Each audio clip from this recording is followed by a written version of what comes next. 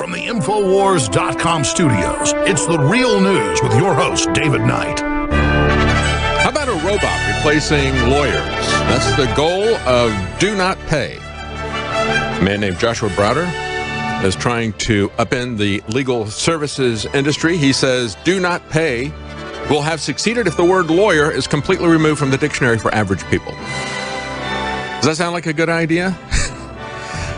We're going to take a look at the technocratic tyranny that is coming for all of us, because we have to be concerned about a lot of different aspects of this. You know, there was a study in South Korea recently.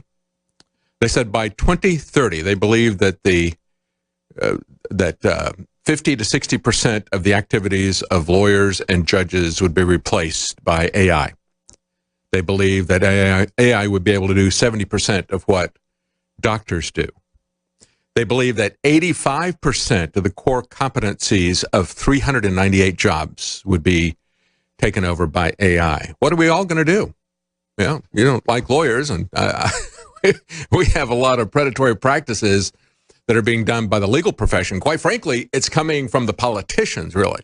And, you know, politicians are lawyers and vice versa. It's a rotating door, isn't it? And, of course, they're also talking about replacing the politicians with artificial intelligence. That would be an improvement, because right now the politicians are just artificial. AI would be artificially intelligent, so that would be an improvement over the artificial politicians we have now.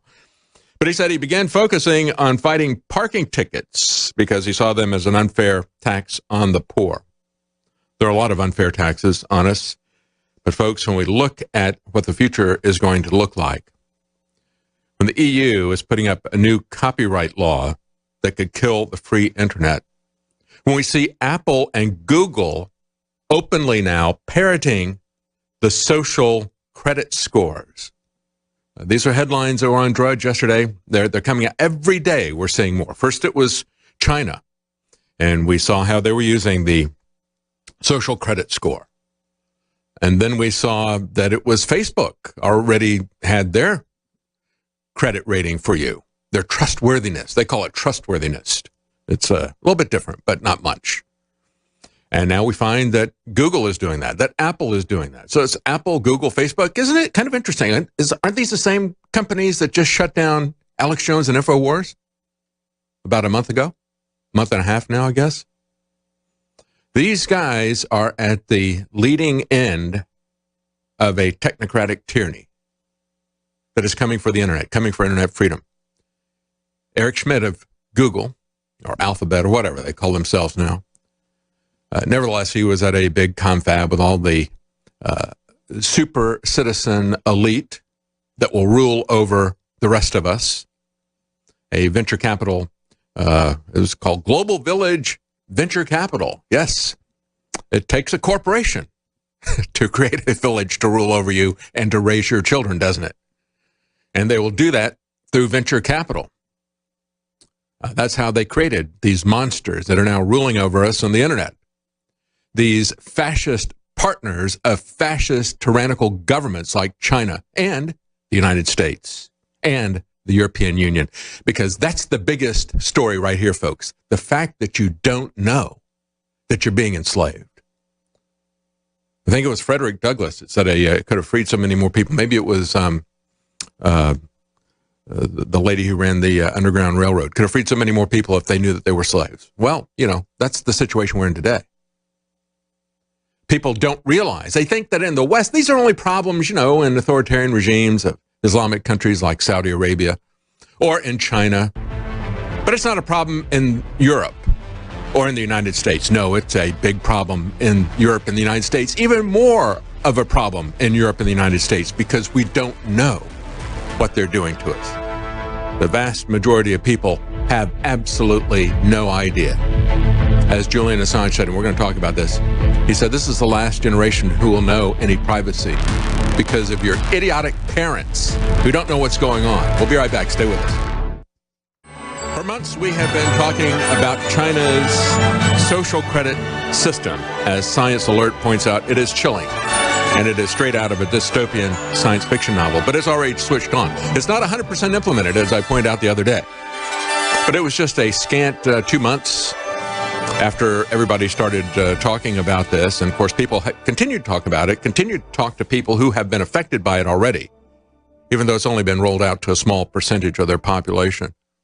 And we realize that the big social media companies who are leading the charge in terms of shutting down freedom of the press and your free speech, that's the key issue here. It is your free speech. If they're going to shadow ban, if they're going to outright overtly ban InfoWars, Alex Jones, that is shutting down not only your ability to see and hear news, but your ability to share news. And I'm going to show you just how dangerous that is for the elites. And they understand that. They acknowledge that. That's why there is such a push on in Europe. In Europe, they're doing it with the government. Here, we have a First Amendment, so they have to pretend that the government is not involved. And you are an idiot if you think the government is not behind everything that's going on with these so-called private corporations. You really don't understand what's going on. That's the most dangerous thing about all of this, is that you don't understand it's our government, it's people like Marco Rubio, not just the Democrats, who are behind this kind of censorship. And you better figure this out, because we don't have much time. They're going to have all this in place by 2030. That's their date, not mine. And they talk about it all the time. This is a plan that has been rolled out for 48 years. A plan that was laid out in detail. Zbigniew Brzezinski, between two ages. How the technocratic elite were going to rule us. As a matter of fact, let me start with that quote. Zbigniew Brzezinski, Mika's daddy, the father of the Trilateral Commission, the guy who said, yeah, we'll have three power centers and we'll join the three power, the U.S., North American Union will be one, the European Union will be another, Asia under China will be a third, and we will unify those as economic trading groups, and then we will join them all together through the United States. And then once we have those three, we can join them all together and have a global governance. But this is how it's going to work. It's going to essentially be technocratic. And this is what he said in his book, Between the Two Ages, America's Role in the Technocratic Era. 1970, 48 years ago, 50 years ago, half a century, let's say. Zbigniew Brzezinski, the technocratic era involves the gradual appearance of a more controlled society. Such a society would be dominated by an elite, unrestrained by traditional values. Soon, it will be possible to assert almost continuous surveillance over every citizen and maintain up-to-date complete files containing even the most personal information about the citizen. These files will be subject to instantaneous retrieval by the authorities. Folks, it's already happened. It's already been implemented in China. The place that the globalists like Henry Kissinger and Richard Nixon were so eager to set up as the beta test site for this technocratic tyranny that Zbigniew Brzezinski was so eager to put in. China's chilling social credit. So, does this sound like what Brzezinski was talking about? The social credit system? According to Chinese Communist Party, the system will, quote, allow the trustworthy to roam freely under heaven while making it hard for the discredited to take a single step. That sounds like a tightly controlled society. The most personal information instantaneously retrievable by the authorities. That's exactly what this is. 200 million closed-circuit TV cameras. And they're rolling out this network. And in just a couple of years, they will have 100% coverage in China. Ours is going a little bit more slowly, but we're seeing evidence of this on a daily basis, that these big corporations are rolling out their trustworthy ratings of you. Apple, Facebook, Google. They said the ever-watchful eyes in China right now will be hooked up to facial recognition systems, cross-checked with financial, medical records, legal records, the whole apparatus, regulated, interpreted by advanced big data crunching AI networks. And they said the goal is algorithmic governance. That's why they partner with these fascist, elitist corporations. That's why they created them. And they were their creatures. If you don't understand their role in the venture capital firms, if you don't understand the role of the CIA, of DARPA, of the NSA, these very Pentagon, in these venture capital firms that created Facebook and Google that helped to get them started, You really don't understand this technocratic tyranny and the technocratic elite that were created to rule over us 20 years ago as the internet was becoming practical. People who are late with payments, people who are caught jaywalking, people who are caught smoking in a non-smoking area will be punished. Here's an example from an investigative journalist, Liu Hu, who said the social credit system destroyed his career after he was blacklisted for making accusations of government corruption. Ooh, this kind of sounds like America today, doesn't it? I was blacklisted by Google for making accusations about government corruption, including Google. Branded dishonest. You know, he was fake news, right? He had access to rail travel suspended, his social media accounts. Oh, it's sounding real familiar now. Comprising some 2 million followers were reportedly shut down, effectively making his job impossible. And he said, you can see from the Chinese people's mental state, their eyes are blinded, their ears are blocked. They know little about the world. They live in an illusion. And to underscore that, the last quote in this article is chilling, in this Science Alert article. They talked to a Shanghai-based saleswoman, Joyce Hu, same last name. She said, as long as it doesn't violate my privacy, I'm okay with it. As long as it doesn't violate your privacy, do you not know anything about what this is about? Of course it violates your privacy. It violates every aspect of your privacy. You idiot. Idiot. Oh, it will help me if I follow the rules. They have a very compliant population there for the most part. I mean, see an investigative journalist there, that guy is really an outlier in China. When we adopted my daughter in China, they had taken her from the adoption agency where she had been for the first 4 years of her life, and just before we adopted her, the last year of her life, they had her in a private home. And we got it translated. The father of that home gave her a letter and said, you know, do everything the government, not what your parents tell you, do everything the government tells you. Listen, all this about being a good citizen, man, hammering it down. My sons looked at me and said, they got the wrong family here. But that is the state, the mental state of the Chinese people. They don't really know what's going on. And they are obedient and trusting to a fault. To a fault. One more thing from this article. Individuals aren't the only ones subject to this gamification. So too are companies inside China, but also businesses outside of it. International airlines are already feeling the coercive aspects of this social credit system run by the Chinese government. This tyranny is going to expand out from China. That was what it was designed to do. The opening to China was not just about getting slave labor to make these multinational corporations rich. It was about enslaving you with this technocratic tyranny on the internet. Yeah, they're not just making slaves in the factories. They're going to enslave all of us. They said some fear that this will interfere directly with the sovereignty of other nations. Yes, it will, but more importantly than the sovereignty of other nations, it will interfere with our own civil liberties, our own privacy. And our sovereign nations were created to protect that. That's the only reason that they have any value. Stay with us. We'll be right back. A Chinese star goes missing, and all of Hollywood is spooked. This is from the Hollywood Reporter, and of course, it's the government that makes the people go missing, and then Google works with the Chinese government to make sure that their data goes missing on the internet as well. This is somebody who is China's biggest female star. People have been talking about that. She disappeared back in June. The biggest Chinese movie star, Fan Bingbing, is her name. They've accused her of tax fraud. And they said, but it's also bigger than that, to the extent that people are so afraid of the tyranny in China that people who have had their picture taken with her are trying to hide as well. They said on September the 16th, the filmmaker unveiled his epic drama Ash is Purest White in Beijing, days ahead of its wide release in China.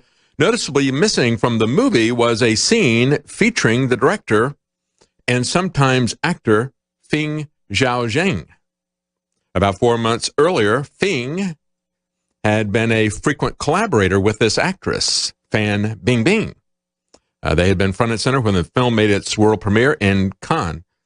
Fan walked the red carpet, but now there are just red flags because they've disappeared. This filmmaker, this newest film, he edited out this actor who was associated with this actress who disappeared 3 months ago.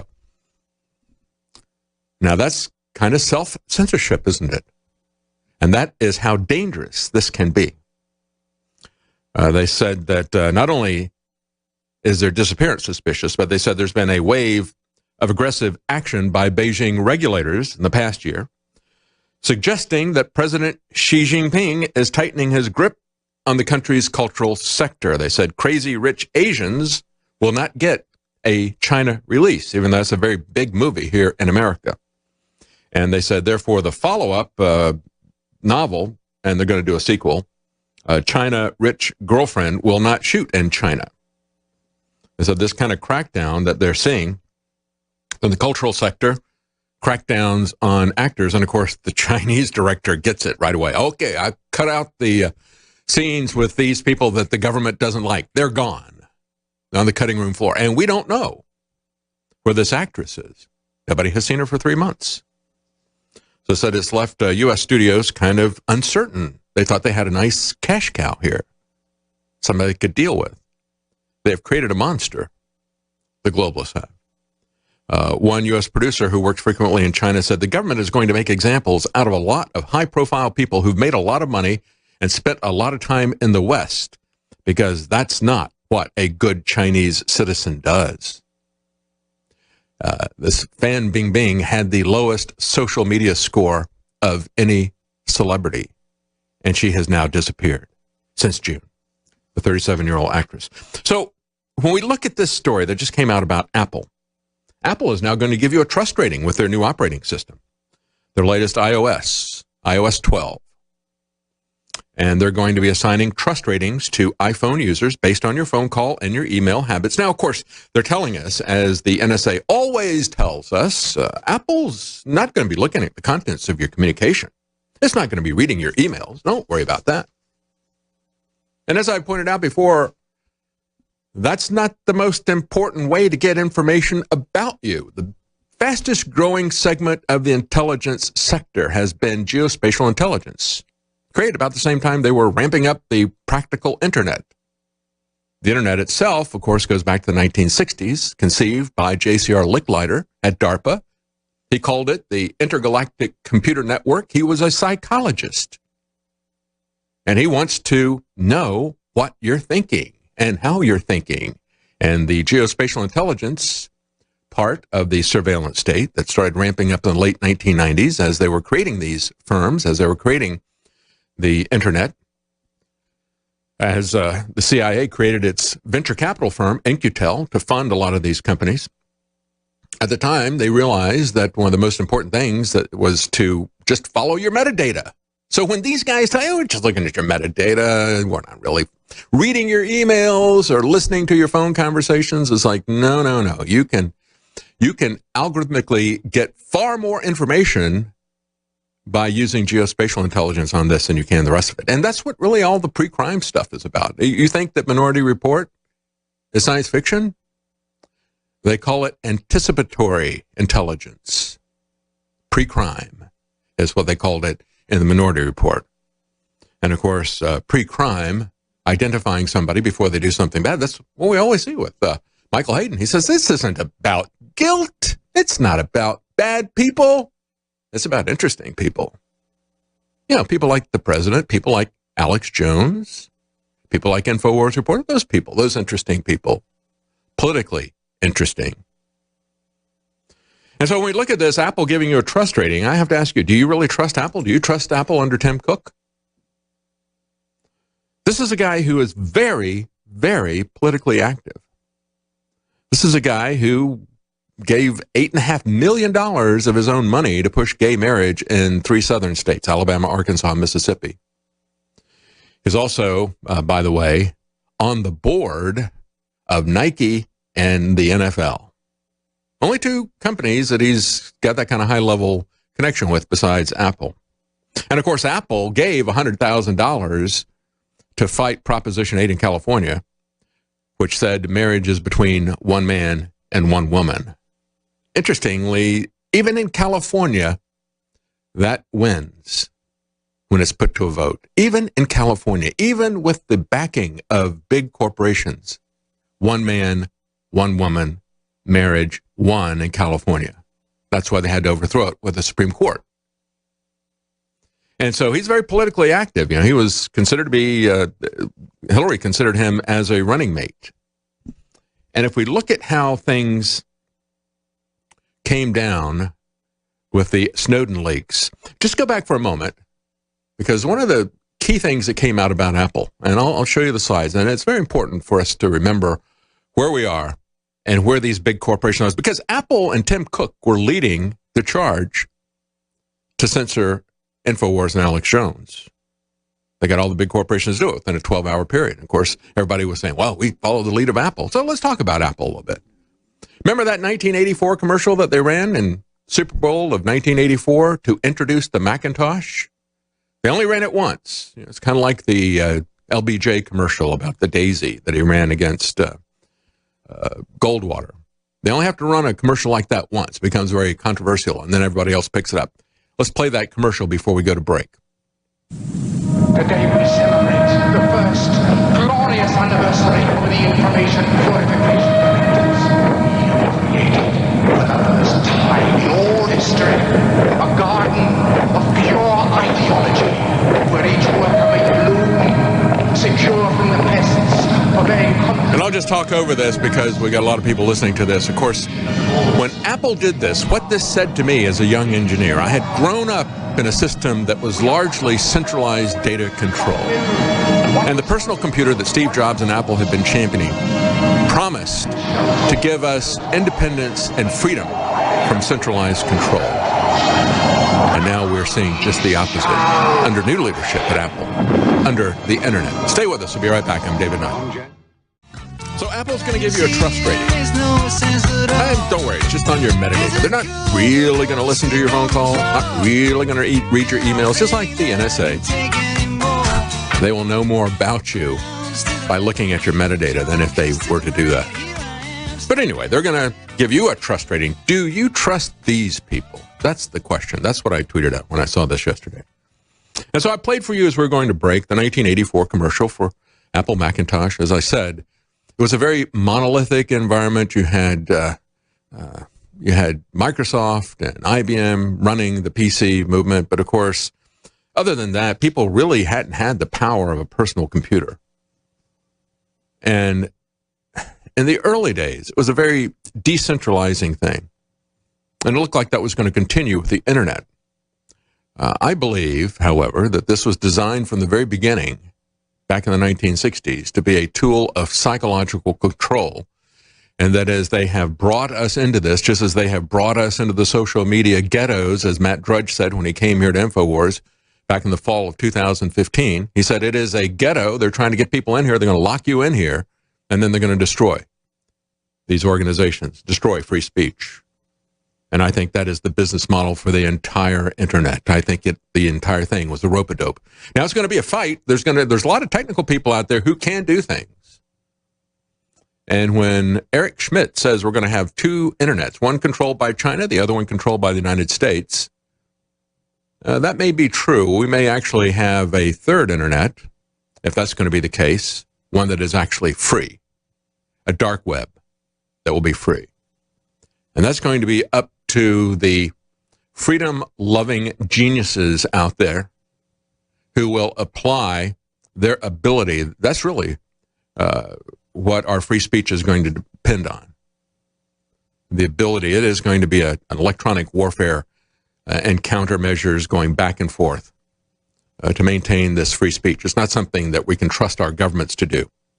Certainly not China. the United States. He's looking at it from the standpoint is he's going to have two separate business models. He's going to have a business entity that deals with China and does everything that the Chinese government tells him to do. And then he'll have another one that does everything that the U.S. government and Marco Rubio tell them to do. That's what the hearings were really about. The hearings at the Senate that Alex Jones went to, and of course, he was shut down because he had some angry remarks to say to his masters, CNN and Marco Rubio. That just shows you the bipartisanship of the establishment, political and media and organizations, how they're working together. It isn't politicians versus media. It isn't Democrats versus Republicans. They're all working together in the same thing. And you can include in that social media. They were not interested in shadow banning and covert operations done by these people. They weren't interested in exposing that. They weren't interested in talking to the person who had that done to them overtly. Marco Rubio even pretended he didn't know who Alex Jones was. As I said, Anselm P. Rambla, a Spanish archaeologist who was at the conference I spoke at a week ago, was introduced to me, and he barely speaks English, and said, this guy works for Alex Jones. So, oh, see, I know who Alex Jones is, but Marco Rubio doesn't know who he is. Marco Rubio, who is holding a Senate committee hearing on freedom of the internet and abuses of social media, doesn't know who Alex Jones is 5-6 weeks after the censorship. Okay. No, it was about talking to these people and saying, oh, you think you're going to do what the Chinese government's going to do? You're going to do what we're going to do. So that's why Eric Schmidt is saying there's going to be two different internets. There will be a third one, though, for you and I. There'll be one that does what the government wants, with the two different governments, and then there'll be another one for you and I that does what we want, which is to give us information. So let's take a look at how Apple, and especially Tim Cook, has folded into this, because this was shown to us in the Ed Snowden slides. Some of the slides that were exposed as part of the Snowden documents, they were top secret slides. They didn't want people to know that they think that you're a bunch of zombie idiots. And let's just, before we show those slides, let's talk about the timing here of all of this. Because show the slide that shows the PRISM program and when the various corporations got into it. There you go. Now you see that slide there. The very first corporation that gets in is Microsoft in 2007. The very last one that gets in. So you see Facebook and YouTube and or Google and Yahoo and all these different companies that you know of getting into it at various times. The very last one to get in there, and there's a bit of a gap there too, was Apple in 2012. Now, it's kind of interesting because if you look at the timing, Steve Jobs stepped down from Apple because of his illnesses in January of 2011. He resigned in August that same year, and he died in October of 2011. So he really wasn't involved in the company that much. Tim Cook had taken over. When did Apple join PRISM program? 2012 with Tim Cook. And after these slides came out, and not just slides, but all the information that Snowden put out, there were 3 executives who went 2 months later. These things, Snowden left in May. The documents were released in June, and 2 months later, there was a closed-door meeting with Barack Obama and 3 executives from tech companies. You had an executive from Google, one from AT&T, and you had Tim Cook from Apple meeting with Obama on how to do damage control from the Snowden documents. Now let's show that other slide that was the NSA bragging about how you zombies are buying Big Brother. There you go. So they referenced that commercial that I showed, that Super Bowl commercial, said, who knew in 1984 that this would be Big Brother? And they show Steve Jobs holding up the phone. And then the last one is, and that the zombies would pay for it. And they show a guy there, and he's got iPhone 4 written all over his face, which is also significant because the iPhone 5 that shows that was released about the time. I don't know if, when you look at when the iPhone 5 came out, that came out, I think, see, I read this down, I think that came out in March of 2013. Nevertheless, the iPhone 4 gives us an indication that it was sometime between the release of the iPhone 4 and the release of the iPhone 5, which would be about the time that Apple came on. So I don't know if they were laughing about the fact that now Tim Cook is working with us, or if they were laughing about the fact that they had hacked it. Don't really know. Nevertheless, do you trust this guy? I don't trust him at all. I don't trust Google either. Google is saying it continues to allow apps to scan data from Gmail accounts. This is after we just saw last week or so, they were caught collecting data from people even when people turned that off. If you go to Google Maps, they're still collecting information from you. If you've got that app, they're collecting it even when you say don't collect it and you turn it off. Now, they didn't stop doing that. They just changed their terms of services and said, oh, by the way, we've just changed it. We're going to let you know that we are still going to collect that information. So they were lying to you about it before. Now they're telling you the truth, but they're still going to collect it one way or the other. And as this story from the Wall Street Journal says, using software tools provided by Gmail and other email services, outside app developers can access information about what products people buy, where they travel. See, this is a geospatial intelligence. What their friends and colleagues that they're interacting with. That's the essence of geospatial intelligence. Who are your friends? Who do you see? Because from that, and where you go, and who you meet with, from that information, they can make all kinds of inferences about your political beliefs, your religious beliefs, even if they don't look at the content that you put out there. And then we have the Google workers discussing tweaking the search function to counter Trump's travel ban. Looking through email traffic, figuring out ways that they can leverage the search function because, you know, Google is not a search engine. Just understand that. Google is not a search engine. Facebook and Twitter are not social media. They are tools of control. This is a 48-year-old plan for a global technocratic tyranny laid out by Zbigniew Brzezinski, and it is being implemented now. Wake up. We'll be right back.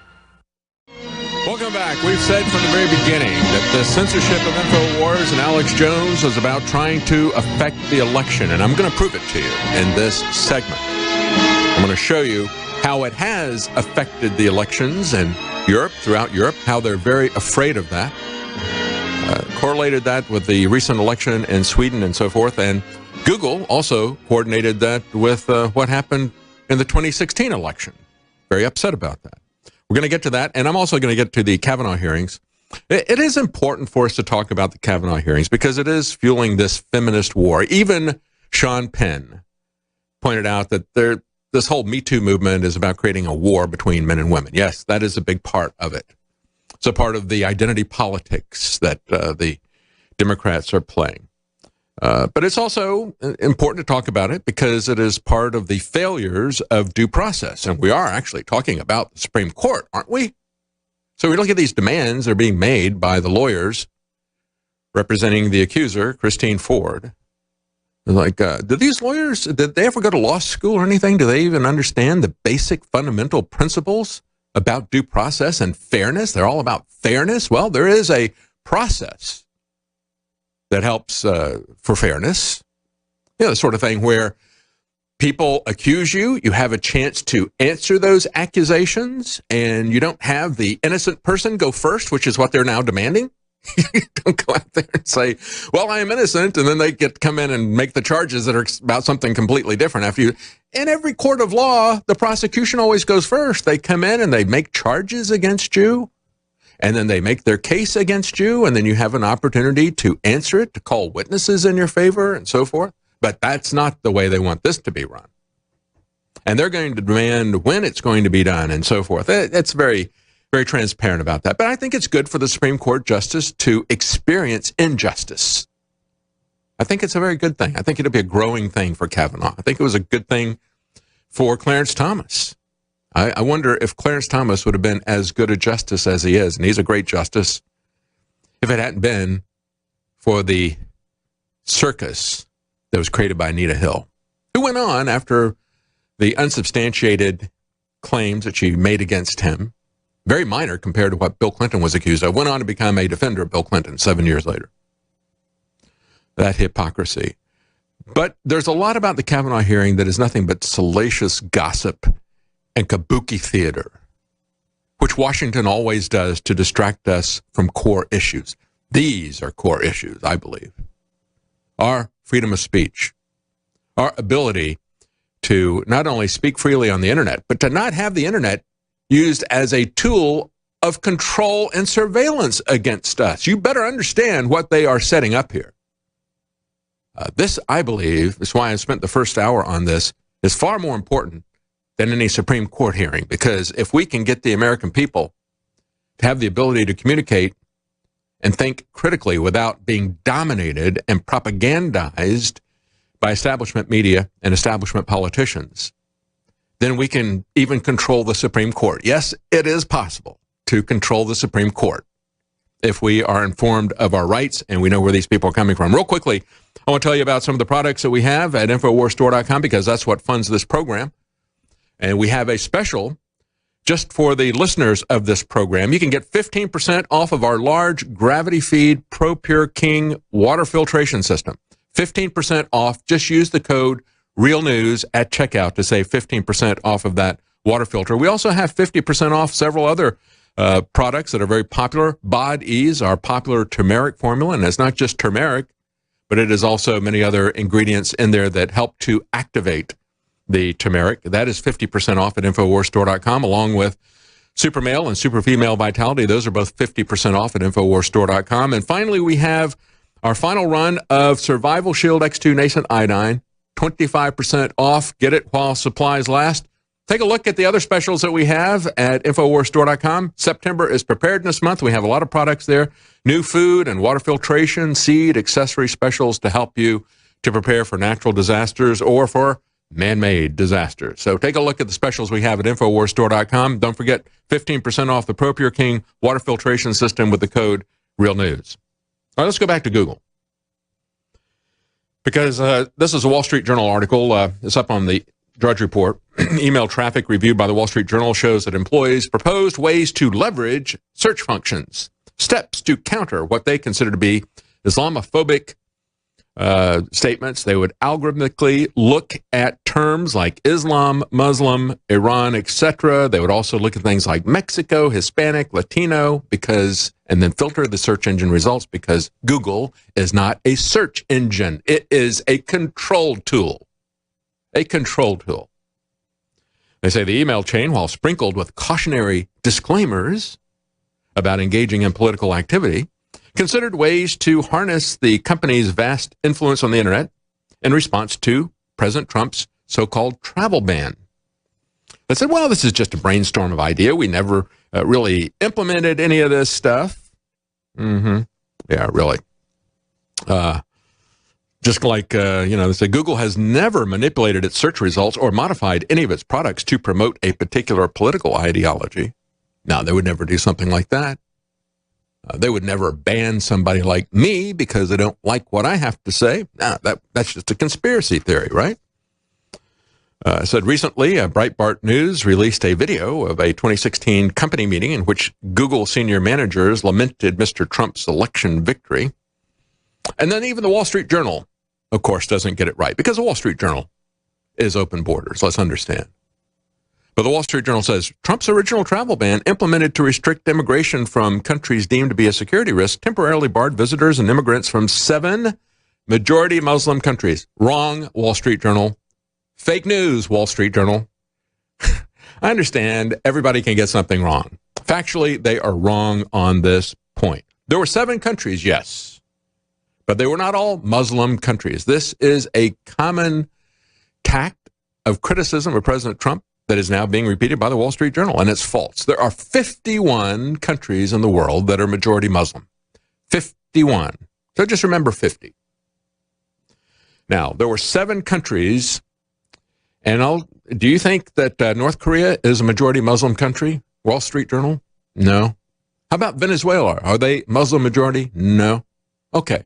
That leaves 5 countries that were Muslim majority. So that means that that's only 10% of the Muslim majority countries in the world that President Trump was. So this is not targeting.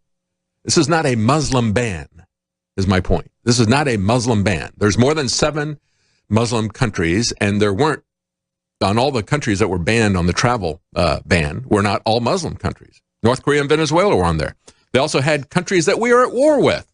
Yemen, Syria, countries that Barack Obama has been at war with, Libya, Somalia, and then there's Iran. Do you think those countries might have dangerous individuals on there? Do you think those countries, even if they don't have dangerous individuals before, have dangerous individuals now that we've been bombing them? Do you think we ought to know who's coming in from those countries? It is not a Muslim ban, but they point out Google joined nearly 100 tech companies, including, guess what, the usual suspects. We need somebody create a meme, and we have the thing from Kevin Spacey's movie, The Usual Suspects. I'm so sorry that we found out the truth about Kevin Spacey, because I really liked his body of work. It's hard to watch those movies anymore. We were just talking about that with my brother-in-law. But anyway, that was an excellent movie. But, you know, these usual suspects. But instead of their faces, you put the corporate logos. Apple, Facebook, Google joined 100 tech companies in filing a joint amicus brief in February 2017, challenging President Trump, vetting people coming in from these foreign countries. But it's not just that. It's not just the email information that we saw here. It's not just the video where the Google executives are bemoaning the fact that Mr. Trump had won the election, as they point out. But also, if you go back 10 days ago, this article on Breitbart, an email chain, not just a video, but an email chain between senior Google executives the day after the 2016 presidential election. Tucker Carlson talked about this at the time. Election results and the Latino vote. They were bemoaning the fact that Google's multicultural marketing had not worked. They said, we did a great job here. You know, this is the way it starts out. We worked very hard. Many people did. We pushed to get out the Latino vote in our features, our partners, our voices. The problem was that they assumed that the Latino vote was going to go for Hillary, and it didn't. Not in the numbers that they expected. And as Tucker Carlson said, this was not a get out the vote, whatever they say. They wasn't aimed at a balanced cross-section of subgroups. They didn't try to get to Christian Arabs in Michigan or Persian Jews in LA that vote for Republicans. They thought it was going to be the Latinos who are going to vote for them. And what sunk them, and they admitted it, only, they said, we got 29% of the Hispanics didn't vote for Hillary. That's what went wrong. So they're partisan. And we're going to tell you how this has affected elections in Europe. Welcome back. We're going to get to the Kavanaugh hearing, and we have other news we're going to talk about, of course, that's going to affect your life. But this is something that I think really affects your life, and we need to look at all this information that is coming out about the involvement, the intricate involvement of Google politically, how they have worked to get out the vote for segments that they believed were going to go, wrongfully believed, that were going to go overwhelmingly for Hillary Clinton, bemoaning the fact afterwards that, it didn't work out the way we thought. We never thought that 29% of the people in the Hispanic community nationally were going to go for Trump. That's where we went wrong. And in Florida, it was even 31%. Oh, no. We spent all that time. We worked very hard. Many people did. We pushed to get out the Latino vote with our features, our partners, our voices.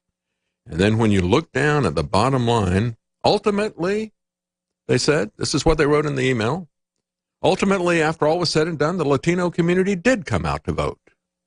But they completely surprised us. We never anticipated that 29% of Latinos would vote for Trump. No one did. We saw the headlines like this about early voter turnout. We thought, this is finally the year that the sleeping giant has awoken. But they voted for Trump. See, that's the partisanship of this. And as Tucker Carlson pointed out, they chose that community because they thought. They didn't do a across the board, get out the vote. They particularly targeted these voters because they thought they were theirs. And then they used that phrase, sleeping giant. Remember Sleeping Giant? That's that organization that had the advertising executive that covertly decided that he was going to organize boycotts and shadow bans of corporations as far as advertising goes. And he called it sleeping giants. Well, they're schlepping now, aren't they? And then he got all upset because people expose him. They do this in secret. They do it in the dark. But the thing that should really concern you now is that they're doing it in the open. And nobody is stopping them. One last thing here about Google, and then we'll talk about how effective this has been in the elections. most recent elections in Sweden, and they understand this. They're seeing this happen in the American election. They're seeing it happen abroad, and it has the globalists running scared. That's why they are taking the risk to do a high-profile move like shutting down InfoWars just before this election. Former Google CEO predicts that the internet will split in two by 2028. Why did he pick that date? 2028. As I pointed out many times, the 2030 continues to show up everywhere. Now, part of this is because it's the UN 2030 agenda for sustainability, of course. All the environmentalism. And, of course, you can look at this and say, well, a lot of this is all, they use the veneer of environmentalism to impose their controls on the economy, their controls on the population and so forth. It's all for sustainability. And so if the UN has said it's going to be 2030, you're going to see in virtually every city, take a look at your city, virtually every city, Boston, you name it, they've all got their 2030 agenda plans out there for their smart cities that are going to be in place and finished by 2030. Now, if you look at the book, The Fourth Turning, where they talk about every 70 to 80 years, there's a process because generations coincide. And we have entered that process. We're already 10 years into it. And many times it takes 20 years to get through it. Neil Howe, the surviving member of the team that did the research, and they went back 500 years to see a historical generational pattern to history in American and English history. And as they pointed out in recent times, because of communications and because of the dominance of the United States, this has now become a worldwide phenomenon. He believes it's going to be 2029, but we continue to see all this, oh, there'll be no private cars, everybody will be locked into the smart cities with their 5G radiation and so forth, following them everywhere they go. And here's another prediction for that magical moment when they're done, and that is that China will have its own internet, and then the internet here in America will be under its own control of this government. The question is, are we going to have any freedom left? Stay with us. We'll be right back. I'm David Knight. Welcome back. Former Google CEO Eric Schmidt predicts the internet will split in two by 2028. One part will be led by China. This is a story that was at the top of the Drudge Report last night. And let's take a look at why he's saying this, where he comes up with the date. As I said at the top of the hour, you keep seeing this date, 2028, coming up for all types of things. It's the date that all these smart cities are supposed to be in place and where you are supposed to be confined to those smart cities and your micro apartments being carried around. If you have good social credit, you'll be able to get a robot car to take you around, but you're not going to have your own car. They will track and tax your every movement. But, of course, the Paris Climate Accord is going to have all the key things in place by 2030 because this is a UN agenda, and it has an environmental aspect to it. That's the beard in which they get this. And as I said before, it's environmentalism. It's a watermelon. It's green, thin veneer green on the outside, and it is a red tool of Marxist control on the inside. Yeah, remember when red was the color of communists and not the Republican Party? I really hate talking about red state, blue state stuff. And that was a genius move again by these people who always seize the rhetorical high ground with the terms that they use, even the colors that they use. It would have been too much of a tell to have the socialists be the red party, wouldn't it? Can't have that. Oh, yeah, let's call them the blue. That maybe people won't catch on. No, we understand they're communists. But when we look at this, it's not just the fact that this is all folded into an environmentalist veneer. Why we keep seeing the 2030s. As I said before, the people who wrote Fourth Turning, they believe that this Fourth Turning that we're in right now, and if you don't know what that's about, you go back to the last Fourth Turning, every 70, 80 years, a turning. They had a very long pattern that they went back 500 years in American and English history. But to give you an idea, the last one that we had, Fourth Turning, was the Great Depression and World War II. Prior to that, the Civil War. Prior to that, the Revolutionary War. So you get an idea that it may turn into a war that always involves a massive unrest and a restructuring of society. That's why this is such a critical time. And yes, I will talk about the Supreme Court soap opera. But that's not the center of what's going on. Don't take your eye off of this ball for that little soap opera in Washington. They're always trying to distract you with one little dog and pony show after the other. This is just the latest example of it. Even who sits on the Supreme Court is not as big a deal as this is.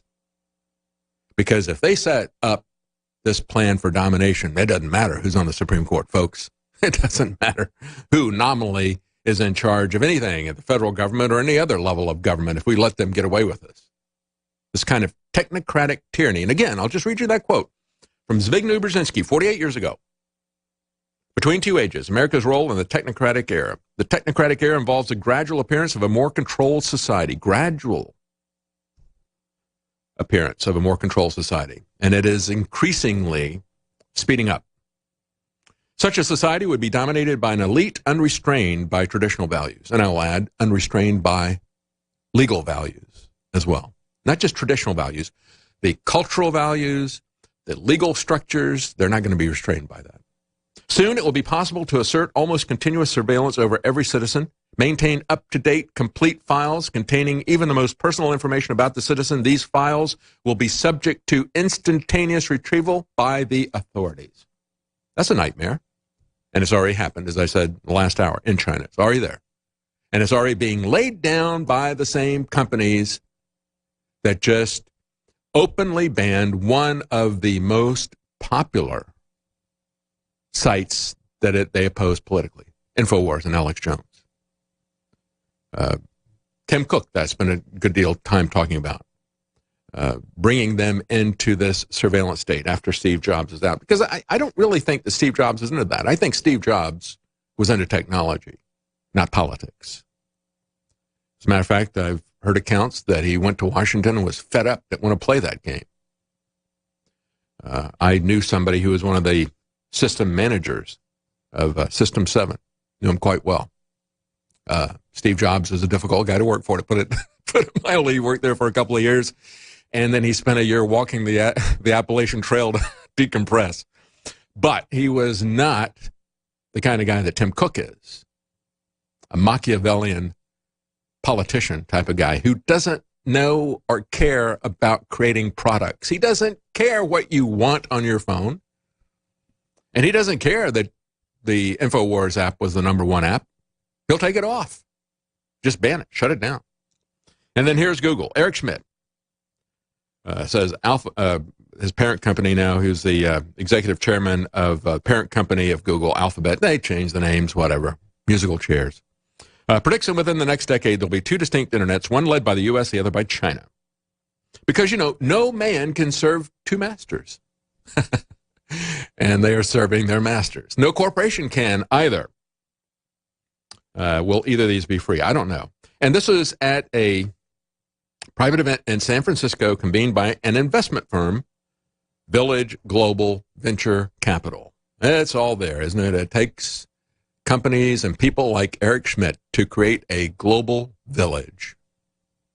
And it takes venture capital firms that are heavily influenced by people from DARPA, the CIA, the NSA, the Pentagon, to create companies like Google and Facebook. At the event, economist Tyler Cowen asked, what are the chances that the internet fragments over the years? And Schmidt said, I think the most likely scenario now is not a splintering, but rather a bifurcation into a Chinese-led internet and a non-Chinese internet led by America. And he goes on to say, if you look at China, and I was just there, the scale of the companies that are being built, the services being built, the wealth that is being created is phenomenal. Yes, the president is not Xi. The president is ka-ching, the cash register sound. Yeah, don't be evil. No, they are evil. They are evil and they are greedy.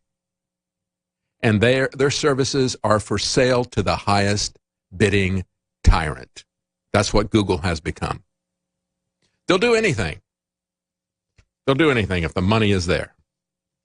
He said the Chinese internet is an even greater percentage of the GDP of China. And he said, look at the way the Belt and Road Initiative works. It involves about 60 countries. It's perfectly possible those countries will begin to take on the infrastructure that China has with some loss of freedom. So he's saying they're going to rope these other countries in with their Belt and Road Initiative. And again, it's physical trade. think of the Silk Road type of thing. That's what they're thinking of. They're making inroads into Africa, into the Middle East especially, and into Asia. They want those natural resources. And, of course, they're also putting it into Europe. And what he is saying is that because they've got so much money now. Why had they get so much money? Oh, because we allowed them. We sent all the multinational corporations sent their factories over there. They enslaved their people in these factories. But the guys at the top are making phenomenal amounts of money, and they're going to use that as leverage, just like these people at Google, like Eric Schmidt. They're going to use their filthy wealth to take away the freedoms of these other 60 countries. And again, Project Dragonfly, blocking sensitive results, things like peaceful protests, because you don't want to have that. And then turning over the phone numbers to the Chinese government. That's what Google is doing. I reported that yesterday. And how they have their pollution patrol cars, Google Map cars. They're going to be doing that as a pollution patrol here in the United States and in Europe.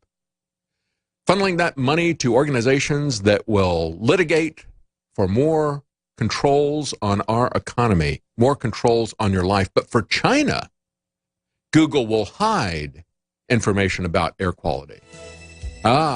That's where your bifurcation is. Not two internets. What it is right now is it's not even two masters. They have one master, and it is China. That's really what Google is about. When we come back, I'm going to prove to you that this is about the election. Stay with us. We'll be right back. It's an information war, and they're losing it. So they're going to take out the other side preemptively. We had testimony going back to November of 2017. Got a guy who'd worked in the intelligence community as well as in the military saying that very thing. They always talk about how it's a war, don't they? But if we talk about that as a metaphor, we're not allowed to use that metaphor. That is taken literally. And Alex Jones is shut down by Twitter. That's what they did before they pulled him off completely for confronting the Quisling, the statist Quisling that was demanding that InfoWars be taken down, who worked for CNN. Anyway, let's talk about how this is about manipulating the election. I'm going to tell you how and why this is about manipulating the election. Before we get into the how, let's talk about why they're concerned that this will manipulate the election. As Breitbart pointed out yesterday, alt media accounted for 1/3 of the Swedish election Facebook shares. A study showed that the most alternative media sites leaned toward the right of the political spectrum. And then on issues like mass migration, they saw an even greater presence on Facebook, said a Swedish broadcaster, SVT. They said, we do not know much about reading and reach, but this result gives an indication that immigration-critical alternative media in Sweden have become very big. That's why they have to shut it down. It affects elections. Yes, it does. And they know that. You know that. They know that. And so they're just going to make a bold move and censor what you're able to share. And they've got a lot of different strategies to do this. I'm going to talk about some of these here in just a moment, how they're going to do this.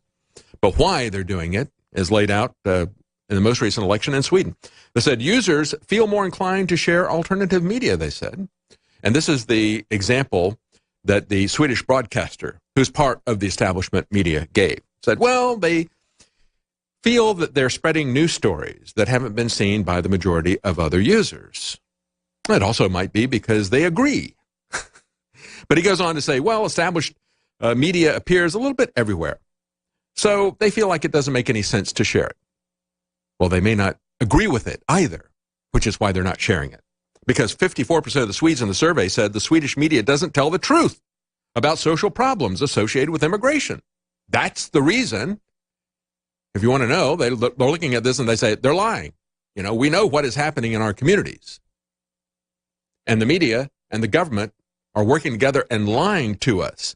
So here's the real information. I want to share this with you. So they've got to shut that down. It had a big effect. It had a big effect on the election. As a matter of fact, they said a strong showing by the anti-immigration Sweden Democrats in the elections that were held on September 9th drained away so many votes from the establishment parties that the two main parliamentary blocs were left virtually tied and far short of a governing majority. This is a story from Zero Hedge. Because, folks, establishment parties equal establishment press. They are one and the same thing. Two sides of the same coin. If the establishment press is losing the ear of the people because the people don't believe them anymore, and it's pretty obvious to us all. You really do think you're fooling us? CNN, CBS, NBC, ABC, NPR. You really think that you're fooling us? MSNBC? You're not fooling us. Even in Russia, where they had the Soviet Union, where they had the information so severely restricted that they only had two press organizations. One of them was called Truth. The other one was called News, Izvestia and Pravda. And they said, well, there's no truth in Pravda, there's no news in Izvestia. They knew they were being lied to, even though they didn't have any other alternative sources. They could still talk to each other. And that's the point of social media. You can still talk to each other. They're going to try to stop that. They said the Sweden Democrats won 17.5% of the vote. They emerged as the third largest in the country. Now, this is important. They came in third. That's not what the polls said before the election, however. They said that before the election, a YouGov poll that was published just 4 days before the election showed that the Sweden Democrats, again, this is the conservative party that is concerned about immigration, was at 28.4%. 28.4% instead of the 17.5% that they got. And this is a big deal when you have so many different political parties. They have about a dozen different political parties, so they have to put together a ruling coalition after the election. And so they wound up coming in third place. They said they would have been the largest party in Sweden, but they wound up coming in third place. And I said, well, why is that? Well, they said maybe it's because the mainstream media smeared this political party and anybody who was going to vote. Same tactic they did to President Trump. Oh, you're far right. You're racist. You're Nazis, creating a stigma. They would even, in the televised debate, the other candidates came out and said, you're a Nazi party. You're a racist party. The usual types of things. But they also invested money to get actually $850,000 of taxpayer money, the ruling party did, to encourage immigrants to vote. And when they did that, in the areas that were controlled by immigrants, 90% of the immigrants, the residents were immigrants, they got 77% of the vote. They said a similar pattern took place in 6 other no-go zones. Sweden, the police in Sweden euphemistically refer to these as vulnerable areas. Everybody else says, don't go there. It's controlled by Muslim immigrants, and it's very dangerous. It is vulnerable if you go there. And so when we look at this, those are a couple of factors. They bribed, focused just like Google did, focused on these areas of immigrants. And they got 77% of them, unlike here in America. They only got 61%, and that made the difference. And that's what Google was wringing their hands over. We got these people to show up, and we got them to vote, but we only got 61% of them to vote for Hillary. Well, here in Sweden, they got 77% of them to vote. So I said, well, maybe that was what did it. Maybe it was a stigmatizing, or maybe it was just outright fraud. You know, when you do that, again, this poll was conducted 4 days before the election. Did things really change that much? There was a 7% difference. When the American government looks at foreign elections to see if they were honest or not, the American government looks at exit polls versus the official results. If the exit polls and the official results vary by more than 4%, they consider that to be a rigged election, a dishonest election. So here you have a situation 4 days before the election, and you have a loss of 7%, and there wasn't any known event, there wasn't any last-minute scandal like we typically see in American elections that came out that would explain that. It could just be fraud. And we have seen this type of thing happen over and over again. Saw this happen in some previous Brazilian elections. You had the lady who was a communist get elected, and the day before the election, She showed up at a football game, a soccer game, we'd say in the U.S., and she was booed. Had to leave. The entire soccer stadium was booing her. The polls were showing that she was losing by double digits.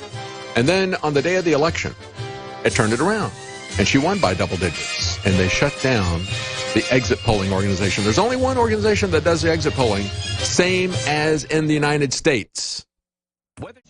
Welcome back. I was just talking about how headline, Sweden, the anti-immigration party becomes kingmaker. And the reason that happened was because alternative media there accounted for 1/3 of Swedish election Facebook shares. Just 1/3. It was more than that here in the United States. That's why they have to make that move. And that's why this is about the election. And it is about controlling what you are allowed to say. This isn't even about freedom of the press as much as it is about your ability to speak what you believe, to share what you believe. It's your free speech, because that is separate and distinct from freedom of the press. But both of them are being attacked right now by the actions of our government and these multinational corporations that have been put in place as tools of control by our government. And if you think that this government that we have here in America is any different in nature or design or long-term plan than the Chinese government, you better wake up. They're just doing it a little bit more gradually, a little bit more covertly for the moment. But the day is coming, and it is already upon us where this is beginning. So as we see that they're making these moves against social media, I want to tell you some of the moves that they're making in Europe, not just here in America. In Europe, they're doing it with legislation already because they don't have anything like the First Amendment that they have to pretend to obey. And they don't want you people here in America to wake up to what's going on because you still got your guns. People in Europe have been pacified. They can't do anything about it. But they don't want you to wake up to what's going on here. They want to keep you deceived until the very last moment. So we look at what's happening here, the fact that the Swedish election was changed by what was done on social media. In Denmark, they have what apparently is a U-turn on multiculturalism, reports RT. They said a new contract with a state broadcaster published by the Danish Ministry of Culture on Tuesday. And they said the contract states that the DR must make it clear that Danish society is based on the principles of, quote, democracy and has its roots in Christianity. Christianity is the basis of our liberal, and I mean that in the sense of tolerant and focused on liberty, of our liberal democracies. It has its origin in Christianity. That's what real tolerance is about. That's what real multiculturalism is about. And when they tell you that in the name of tolerance, they're going to censor people, and in the name of multiculturalism, they're going to censor people. That's what they're imposing, is a single, unified culture like in the EU. Europe is a good example of that. Europe had the richest tapestry of different cultures and languages and architecture and art and so forth, and now they're imposing this gray uniformity on Europe. But previously, they said that the broadcaster should, quote, work for the promotion of integration into Danish society. So now they've changed from promote immigration to tell people that we are a democracy. Talk about democracy and talk about its roots in Christianity. That is a big change. We have Viktor Orban and other people in Poland and the Czech Republic and in Italy and in Austria. All these populist movements, how are they getting there? Through the power of the people. People who can see and think and speak freely, and they don't like that. And so we're going to get here to the techniques that they're going to use to come after people. But as Zero Hedge pointed out, this is from the Ron Paul Institute. Orban's Moscow visit is a middle finger to the EU after last week's humiliation. And he is also, Viktor Orban from Hungary, is supported by Poland, by the Czech Republic. He recently received the support of the Czech Prime Minister and the Italian Minister of the Interior, Matteo Salvini, and also the Austrian Foreign Minister. And as I point out in this story from the Ron Paul Institute, the striking thing about Orban and his Central European allies is that they are from countries which Orban puts it suffered greatly under Russia in the past. And yet, what he did to give them the middle finger, he went to meet with Putin. Why? Because You have people like Macron and Merkel in Germany saying, Russia is the center of everything evil, just as we were being told by the globalist establishment here. And they've suffered under Russia. They're under no illusions that the Russians are perfect. But they also understand that they could be a counter to this European superstate that these other people are creating. The irony, they said, is greater because Orban personally played a key role, one that is often forgotten by historians, a key role in bringing about the end of Soviet rule in Central Europe. His speech that he made in Heroes Square in Budapest, June 16th, 1989, as the Soviet Union was falling, on the occasion of the reburial of the leader of the 1956 uprising, of a person who led a uprising in Hungary in 1956, was the first time that anybody in the Warsaw Pact had publicly called for the withdrawal of Soviet troops. And just as a reminder, NATO was set up as a counter to the Warsaw Pact. The Warsaw Pact doesn't exist anymore. All of those countries now belong to NATO. Why do we have NATO? NATO is now engaged in regime change in Syria. And the Soviet Union doesn't exist anymore. News flash for Nikki Haley, for the Democrats, for all those involved in every form of chicanery, bipartisan chicanery out there. Immigration is not a human right, says the Hungarian leader. And he says the pro-migrant UN officials are spreading lies. And so CNN responds and says, Hungary is a threat to international order. The U.S. must act now.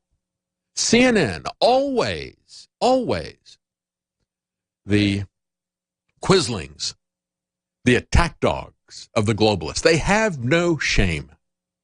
But you can always count on CNN to take the lead in these phony opposition movements. That's the role that they fulfill against Trump, against InfoWars, against Hungary, against anybody who fights against the globalist establishment. That is CNN. So Hungary is a threat, and the U.S. must shut them down.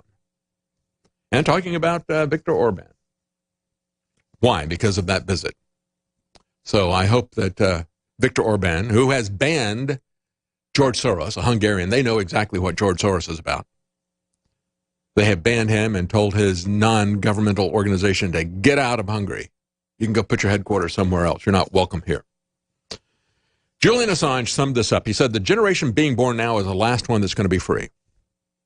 He said this in his last video interview before he was cut off from the outside world by the Ecuadorian embassy. He gave an interview on how technological advances are changing humankind. He said, global surveillance will soon be totally unavoidable. Here's a quote. He said, this generation, being born now, is the last free generation. You are born, and either immediately or within, say, a year, you are known globally. Globally. Your identity in one form or another, coming as a result of your idiotic parents plastering your name and photographs all over Facebook, or as a result of insurance applications or passport applications, your identity is now known to all the major world players and powers. He said it's going to be impossible for anyone to not be included into global databases that are collected by the governments and these state-like entities that we call corporations. It is fascism. It is the merger of corporations and governments. He goes on to say, very few technically capable people are able to live apart, to choose to live apart, to choose to go their own way. It smells a bit like totalitarianism in some way. In many ways, it does. And as RT comments on this, the capacity to collect and process information about people has been growing exponentially, will continue to grow fast, he went on to say. With advances in applying artificial intelligence to big data, the next logical step is coming. Let's talk about how this looks. You know, we don't have the Soviet Union anymore, but we still have the tactics of totalitarian states. Marine Le Pen must now undergo psychiatric evaluation. Why? Because she posted on social media pictures of things that ISIS had done, and now she's considered to be mentally ill. Such a familiar tactic of totalitarian regimes. You take the opposition, and you put them in a mental institution, right? You say they must be crazy. Nobody in their right mind would ever challenge Stalin or Mao or Emmanuel Macron. So Marine Le Pen must be crazy. This is what they've said. They have a court finding, as they report in The Local, which is a French website. They say the unusual summoning is in relation to Le Pen having tweeted out gruesome propaganda images from the terror group ISIS. So this is something that ISIS is proud of. You know, they're proud of the fact that they kill people, mutilate their bodies in the process, and they take pictures of it, they pose with it. They're very proud of that. She tweeted that out, and she said, "This is ISIS. You should know your enemy." Oh, but they don't want you to know your enemy. They don't want you to know the people that they are defending, that they want to defend in Syria, that they have armed, that they want to be the Air Force for, that they want to be air support and rocket support for, that they want to have an excuse and are demanding an excuse to go in and attack them with troops, if necessary, to defend ISIS in Idlib, if necessary, and say, I know there's going to be a gas attack, and we know before this gas attack that we know it's going to happen. We know who's going to do it, and we know that we're going to go in there afterwards. Now, because of that, perhaps there was an agreement with Syria and actually between Russia, who is helping Syria, invited by Syria to help them fight ISIS. That's what we should be doing. But we're not invited in that. And we're not fighting ISIS. We have people like John McCain posing with these people that pose with their mutilated victims, the people that Marine Le Pen put out there. But there has been a stepping down from this offensive going into the last ISIS stronghold of Idlib. Russia has made an agreement with Turkey, and that has, they said because of that, they're now not going to go into Idlib. So it has had its effect by saying we're going to create a false flag. We're going to use that as a pretense to invade Syria, and it's going to be the UK, France, the United States, all of NATO is going to go in there. We're going to create a false flag, and we're going to come, and there's nothing you can do about it. Even though you call us on that, we're still going to do it. So they said, all right, we'll make an agreement with Turkey, and we're not going to have that offensive at the moment. They capitulated. Nevertheless, what is happening in France? And this gives us an indication of where we're going with this social media control. For denouncing the horrors of ISIS by tweets, the justice system has referred me for a psychiatric assessment. How far will they go? She said yesterday. The order calls for the test to be carried out as soon as possible for the psychiatrist to establish whether this leader of the opposition party to Macron is capable of understanding remarks and of answering questions. And as Zero Hedge points out, the court is treating Le Pen as if being conservative is a mental illness. If you are opposed to the establishment government of Macron, you are mentally ill. Same as if you oppose Stalin or Mao. Because she tweeted photos of bodies of innocent people subjected to horrific deaths at the hands of ISIS. She said the ruling felt like a hallucination. And of course, this crackdown is following French President Emmanuel Macron's promise to crack down on fake news so that he could defend democracy. And France is doing other things as well. They're taking Google to court. This is something 10 days ago, this news came out, and just remind you of this. France is going to court. They're going to the European Court of Justice. They have said that they are going to force Google to flush down the memory hole anything that somebody says that they don't like. And now they're going to the European Court of Justice, and they want the European Court of Justice to say that if the French government tells Google to forget something, that order has to apply globally, not just in France, but globally. So now you have this little globalist, Emmanuel Macron, trying to impose censorship globally from France. You forget that, you delete that, you flush that down the memory hole, and you don't do it just in France, you do it everywhere. France's data regulator is seeking clarification on whether material removed under the right to be forgotten law should only be removed within France or if it should be delisted on every Google domain. And you have the UK government planning to set up a regulator for the internet. This is reported by BuzzFeed. The UK government is preparing to establish a new internet regulator that would make tech firms liable for content published on their platforms and have the power to sanction companies that fail to take down illegal material. They said that, of course, that also includes hate speech, that they don't define, purposely don't define. As I've said before, the vague general term of assault weapon, never defined, but always put out there because it sounds scary. You know, every gun, whenever a liberal sees a gun, that is an assault. It scares them. It frightens them. So that's an assault by definition, but that's really kind of the only definition that they have of that. Hate speech is also equally vague because it is so useful if it is vague. It's so malleable if it's vague. And this legislation is being drafted in the UK. It's due to be announced this winter. They're going to set up a regulatory framework for, listen to this, online social harms. Oh, yes, social harms. So we're going to censor you because of social harms. They have a Home Secretary named Sajid Javid and a Cultural Secretary, Jeremy Wright, and they're considering, these conservative UK people are considering the introduction of a mandatory code of practice for social media platforms and a strict set of new rules, such as takedown times, forcing the websites to remove what they call illegal hate speech. So again, they're not going to define what hate speech is, but they are going to define a time frame in which it has to be deleted. Same as France is working on this stuff. And oh, by the way, grab the phone number just like China. That's going to be the next thing. Put this in there. And listen to this. Going back to last year's general election, buried at the back of the Conservative Manifesto was a promise to regulate the internet. I said, some people, this is coming from the Conservative Party, quote, some people say that it's not for the government to regulate when it comes to technology and the internet, but we disagree. Wow, that is chilling.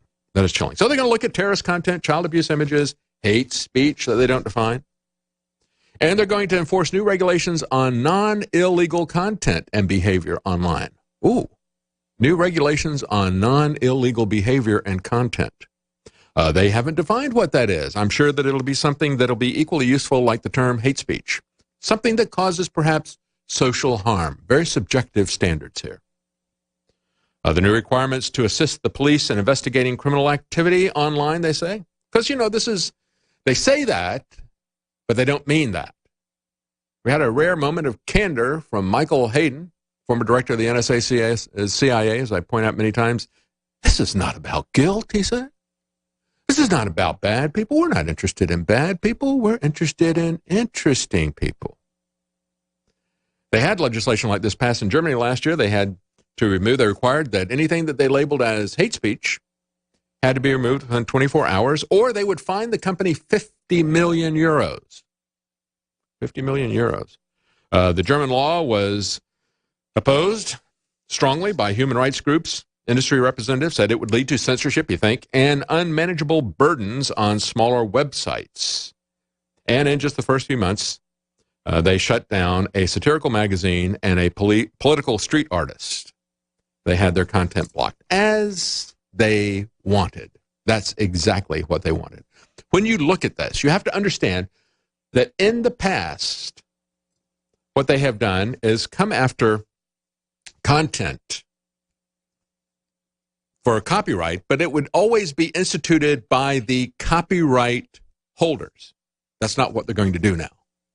They're going the next step.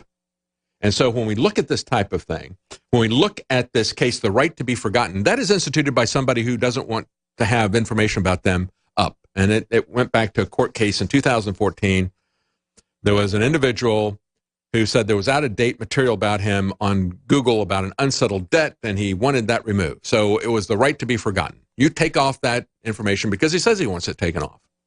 Now, we've had situations like that with copyright, where the copyright holder would come on and say, you take that information off because I don't want that up there. There's a lot of people who have copyrights on information, and they like the fact that it's up there because it helps what they're doing. But now the government is going to take that over, and they will do that under the right to be forgotten as well.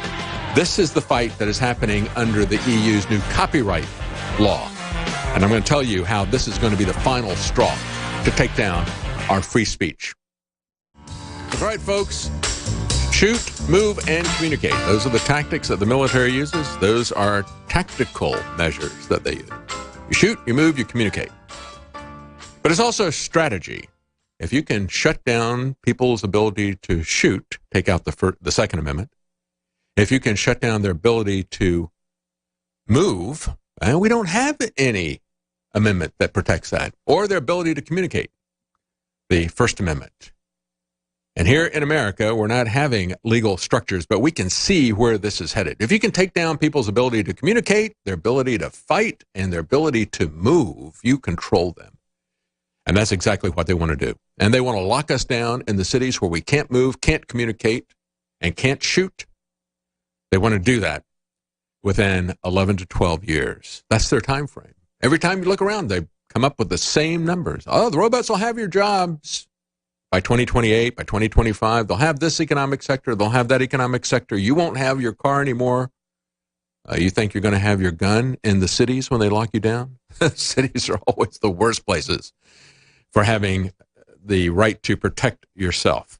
But let's finish up with this, what they are doing in the EU. Again, the strategy right now is this new copyright law that many people believe is going to essentially ban memes across Europe. This is how extreme it's going to be. As one editorial from RT says, it's good to share, but the European Parliament clearly doesn't think so. See, your speech, your free speech is about your ability to share. As I said before, freedom of the press is violated when they shut down InfoWars. Your free speech is violated when they shut down your ability to share InfoWars, or to share Breitbart, or to share WND, or Gateway Pundit, or you name it, any number of conservative news organizations. They don't like your content, and they've got the Southern Poverty Law Center vetting your content. It might be too Christian. It might be too nationalistic, too American for them, and so they'll shut it down. And so what is the technique? They said they're going to shift the responsibility for the uploading of content, policing it for copyright stuff. That's always been done by the copyright holders. Now they're going to shift that responsibility to the internet service or the websites themselves and say, we're going to go right after the websites. And we're going to police that. Not the copyright holders. The government will police it. They're going to use this as an excuse to ban content. As this editorial points out, many people who hold copyrights that are infringed on in a minor way, many people don't bother to do this. They're happy to see their material uploaded to sites like YouTube. They know that it promotes the artist's work. They know that it boosts sales. And so they allow that to happen. A good example of this is It's a Wonderful Life. It's a Wonderful Life was a failure at the box office when it first came out. Never made any money. It's become a classic. Why did it become a classic? Because the copyright was allowed to expire. It was such an unknown, unprofitable movie that it just kind of fell through the cracks as movie studios bought other movie studios and their portfolio changed hands multiple times. It didn't renew the copyright. And so for a number of years, it was in the public domain. And Ted Turner, when he had the Superstation in the early days of cable television, in the 80s and 90s, he played it all the time, and it became a Christmas classic. Then it became valuable. And at that point, the studio that supposedly had originally owned it, that allowed that to go, they renewed the copyright with a little bit of a devious tactic. They came back and said, well, you know, the copyright for the movie has expired, but there was a script for the movie. Well, there's a script for every movie. But they said there was a script, and that's a written piece of work. And so therefore, since this is derived from a written piece of work, a script, we can now get that movie copyright back. It's like, that was a specious argument, if ever there was one. But there was nobody on the other side to argue against it. They had very well-paid lawyers who were working for the movie studio that wanted that very valuable copyright back, and nobody to argue, keep it in the public domain. I'll tell you what happened with that when we come back. Stay with it. Welcome back. We see France saying that Marine Le Pen has now been declared insane and she has to get psychological treatment because she tweeted out a picture of ISIS bragging about the atrocities that they had committed. And she said, this is ISIS. This is what these people are really about. This is why you need to be concerned about this. And of course, the French government, the British government, NATO, the United States, all want to go to war to protect ISIS in Syria. We've been doing that for quite some time. So they say, you must be crazy if you oppose our allies, ISIS. And they're going to make her go for psychological treatment. This is the kind of tyranny, Soviet-style tyranny, that is coming to the West. And as part of this, France is also taking the lead to try to flush things down the memory hole, saying that they're not going to allow this right to be forgotten. They're not going to allow that just to be done in France. If they find that something needs to be forgotten in France, they're going to require that Google forget it everywhere, flush it down the memory hole everywhere. And we see the copyrights now going this way as well. And this is the way that the right to be forgotten is going to go. The right to be forgotten now is coming from an individual, but it's going to come from the government, just as these new EU copyright laws being proposed are coming from the government, not from the copyright holder.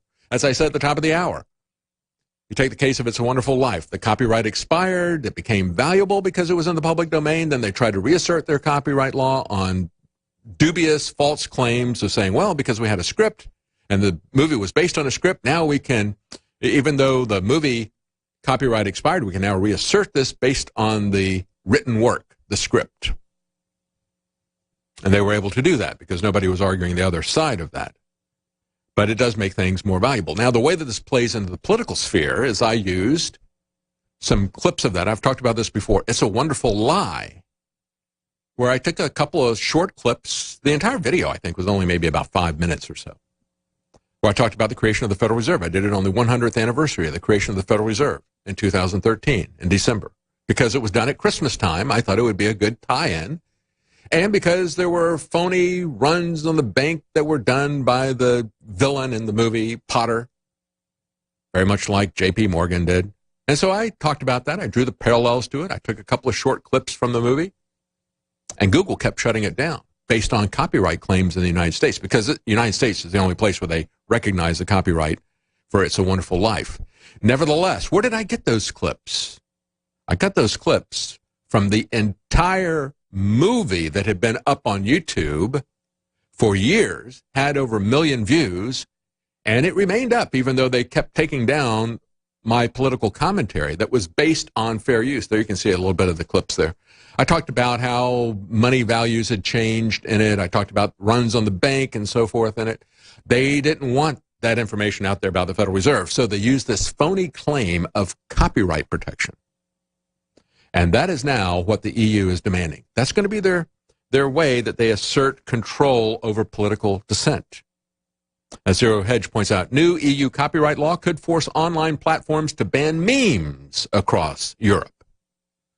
A new law could be nothing short of revolutionary in terms of lasting impact on the internet, on political speech and discourse, and the potential for censorship. Soon, entirely legal content will be caught in the law's dragnet. So even though we have the concept here in the United States of fair use, which, of course, Google arbitrarily violated in my particular case. They did it for 6 months, and then after that, they just said, all right, well, they put it back up and made it available. Really strange. Other people would put it up, they would shut them down. Every time they get up to about 12,000 views, they'd shut it down. And then after 6 months, they just left it up until they decided that they would shut down everything that I did. For no reason at all. Never got a reason or a video. They just shut down everything in the middle of a broadcast. And all of my archives that I had other places. But soon, entirely legal content will be caught in the law's dragnet. And if you think it's going to just stay in Europe, watch this court decision. Is the European court going to give itself power over Google and demand that if they say that something has to be taken down because it needs to be a right to be forgotten, or because they say that it's a copyright violation, then they're going to demand that that be taken down everywhere by Google. And Google is just so happy to comply because it's about the money. You know, like I said, the master that they serve in China is ka-ching, the cash register sound. The European Union's directive on copyright and the digital single market is intended to be an update of the existing copyright laws for social media and the internet. It's been dubbed the link tax and also called the meme ban due to the likely potential that internet memes could be banned across Europe. Images, memes, information could be forced to require users to pass all content through an upload filter first. Again, everything through a central location, central control. The same thing we saw with the Apple Store, right? Apple wants to maintain centralized control over everything in their App Store. They decide that they don't want you to see the InfoWars app, so they take it down from their centralized control. According to Wired magazine, they say it sounds an awful lot like they're asking platform owners to use automated filters to scan every piece of upload content and to stop anything that might violate copyright from being uploaded. And, of course, they will come back and say, what, our hands are tied? We're just doing what the government wants us to do? They got massive fines in there. When in reality, it also fits their political bias as well. But they're more than happy to comply. And they're not going to fight this because they agree that they want this stuff down as well. They're on the same page politically with these tyrants. No one is sure whether memes, which are often based on copyrighted images, will fall afoul of these laws. And then as we look at this, we see that Facebook is planning a war room and artificial intelligence software so that they can prevent election meddling ahead of the midterms. No, so that they can meddle themselves. This war room, this artificial intelligence software that Facebook is putting in there, that the purpose of it is to meddle. They're not going to prevent meddling in there. Again, if you don't know the origins of Facebook, it may just be a coincidence that on February the 4th, 2004, the day that they gave a name to the Facebook project, that they called it Facebook, that same day, DARPA shut down their LifeLog project, which would do exactly the same thing that Facebook does. Keep a record of everything that you do. A permanent record on the internet that can be scraped by the government or can be sold to individuals for money. Yeah, if you don't know that, if you don't know the origins of Facebook, if you don't know how they have worked with the Atlantic Council on all this phony Russia this, Russia that stuff, and to censor and control social media, I don't know what else I can tell you. I've mentioned it many times. Apparently Facebook, says Zero Hedge, apparently Facebook thinks it's the U.S. military or a NATO command center, or perhaps its millennial employees want to relive the 1980 cult classic War Games movie. Well, again, maybe Zero Hedge doesn't understand because Facebook is associated with the U.S. military. It is associated with NATO. It is associated with the Atlantic Council. They've even given money to the Atlantic Council. The Atlantic Council gave them money to get started, and they've returned the favor. And they do exactly what the Atlantic Council wants them to do. Pushing this nonsense, this intervention, this warmongering attacks and narratives that they have. And so what they're saying is Facebook is saying, quote, we're setting up a war room in Menlo Park for the Brazil and the U.S. elections. Ooh, that should concern you. It's going to serve as a command center so we can make real-time decisions as needed. This Facebook says it's still in the procession of building their war room. Preventing election interference on Facebook has been one of the biggest cross-team efforts the company has seen. No, their censorship of conservative media, of what you say and share, is already interfering in the election. And they're using artificial intelligence to determine and to find and to shut down people. We've identified and removed fake accounts ahead of the election in France and Germany and Alabama, Mexico, and Brazil. And we found and taken down foreign influence campaigns from Russia and Iran attempting to interfere in the U.S., UK, Middle East, and elsewhere. Interesting. NPR is talking about hacks and security gaps and the problem of electronic voting machines. And it is almost like a satire site because all they see is Russia, Russia, Russia, when the real problem is us. We'll be right back. Well, I still haven't gotten to the Kavanaugh news, the updates. And again, it's at this point, it's largely a soap opera. I'm sure you understand what's behind this. It's important for us to talk about the due process. It's important for us to talk about the identity politics, the feminist war. But it is not at the center of what is happening right now. I want to tell you what Bill Gates says is his biggest fear about what's coming next for the world. He doesn't share the same view of the world as I do, of course. And I want to say one more thing before we move on, and that is NPR's article about hacks, security gaps, and oligarchs. The business of voting comes under scrutiny. And they're talking about the electronic voting machines. Of course, the biggest manufacturer of voting equipment in the U.S. is a company called Election Systems and Software, ES&S. It's typically how they're referred to. And they say it's been a couple of tough years for voting. Listen to the way that NPR rolls this out and how they misdirect the problem. It's been a couple of years that have been tough for the business of voting. There's that state that discovered a Russian oligarch now finances the company that hosts its voting data. Then there's the company that manufactures and services voter registration software in 8 states, found itself hacked by Russian operatives. Again, when we look at this, and we talk about the Russian oligarch that has financing in a company, you don't want to take a look at how the CIA, the NSA, DARPA, the Pentagon finance these companies that are running social media? You don't want to take a look at that? You don't want to take a look at this CEO of Facebook, Zuckerberg, who has this fixation with Caesar Augustus? That's a story that came out about 10 days ago. Mark Zuckerberg's obsession with ancient Roman emperor. He said, well, we went on our honeymoon and went to Italy, and my wife thought that I was totally obsessed. She's making fun of me, saying that there were 3 people on the honeymoon, me, her, and Augustus. Even named one of his daughters, one of his kids, Augusta, female, right? And so this is a guy, he's not necessarily a CEO, unless a CEO represents Caesar, emperor, and oligarch. That's the way this guy sees himself. And maybe that's where he got the idea for the thumbs up. It's a Caesar Augustus thing. Thumbs up, okay. Thumbs down, you're dead. And he wants to have that power. They're going to have that power. They're setting up their war room to control the election. That kind of oligarch you're supposed to be concerned about. You should be concerned about that.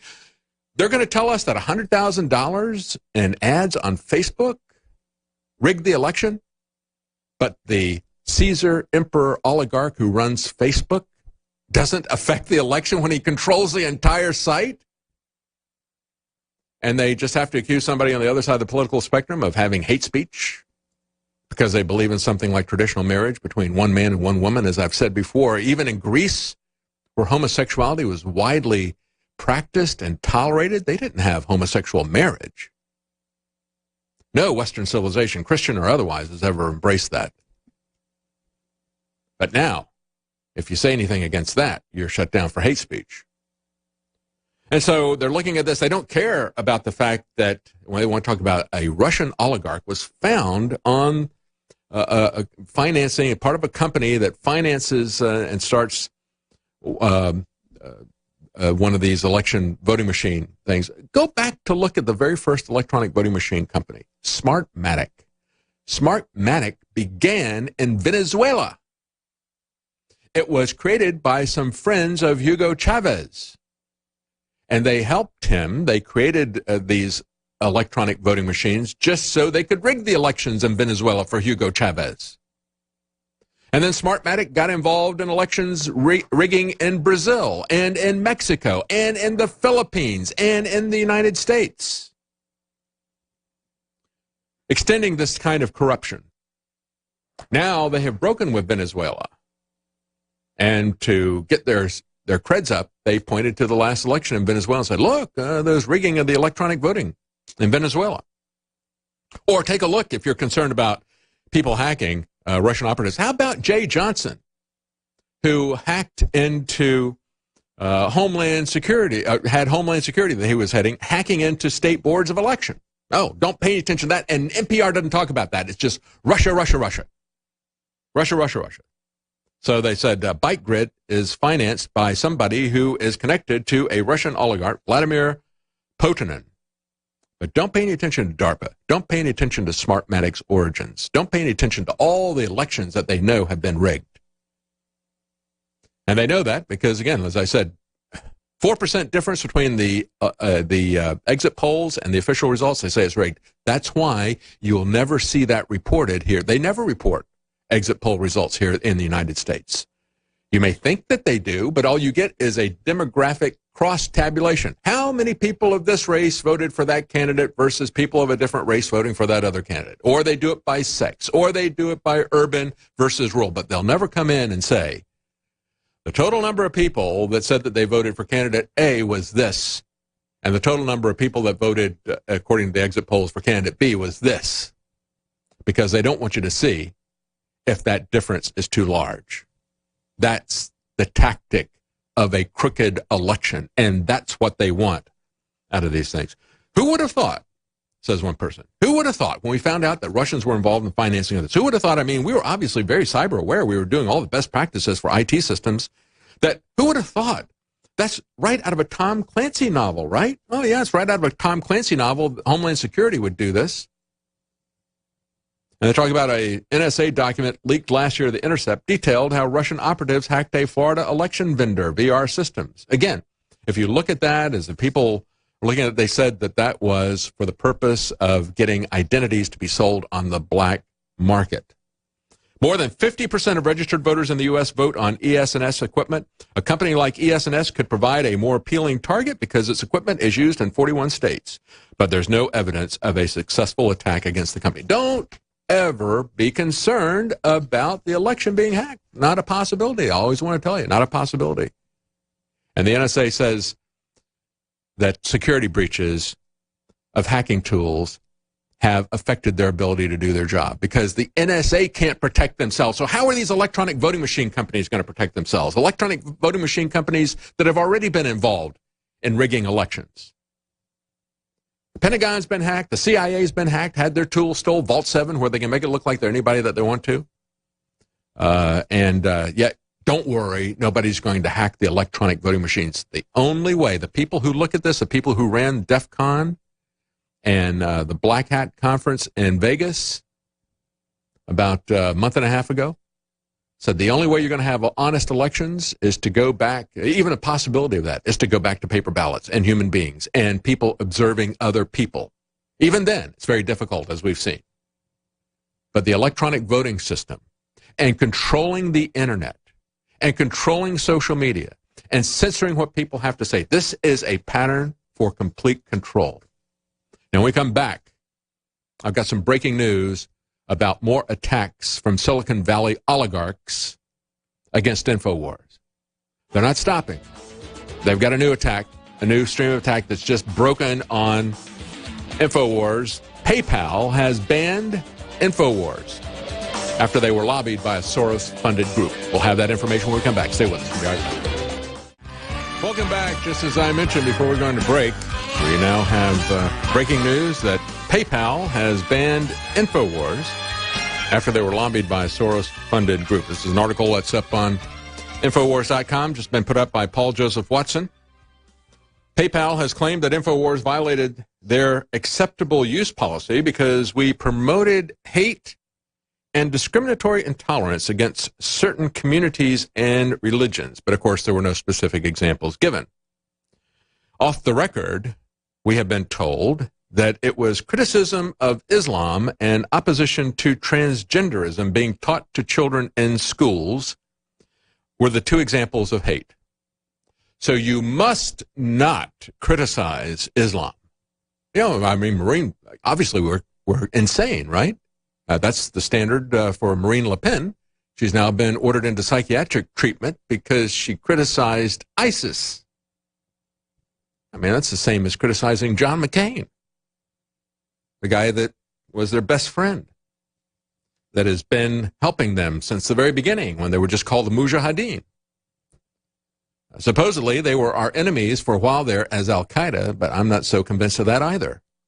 But then they became our enemies again with ISIS. Oh, but wait, why is John McCain there handing them weapons and posing pictures with them? But you don't criticize Islam. And you don't criticize the idea that we would take, that would sexualize children.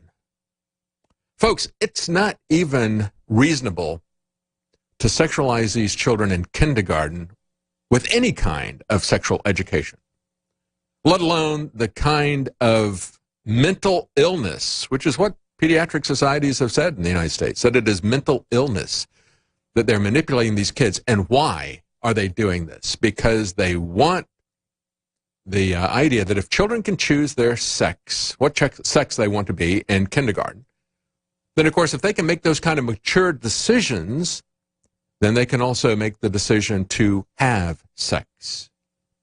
It's all about setting up the foundation for pedophilia. Because if you can decide what sex you are, then you can decide if you want to have sex. That's what this is really about, fundamentally. And that's what these perverts are about. So you must not say anything about transgenderism. Don't make fun of any of that. That is a sacred cow of the globalists. That and Islam. PayPal representatives said they were giving InfoWars 10 days to switch payment processors, after which all services will be terminated. And it was handed down just weeks after George Soros-funded group Right Wing Watch published an article demanding that PayPal terminate its agreement. And that sounds familiar, doesn't it? As Paul points out in the article here, we had people going on Capitol Hill. We had Congressman Ted Deutsch demanding to know why Facebook and YouTube hadn't shut us down already. Why is that InfoWars stuff up there? We'll talk about that later privately, Senator or Congressman. Can we talk about that privately? We're going to do it. We'll take it down, and they did. Took it down shortly. And so you had this George Soros-funded group, Right Wing Watch. Here is how they are tied in. Right Wing Watch is owned by People for the American Way. You've heard of them before.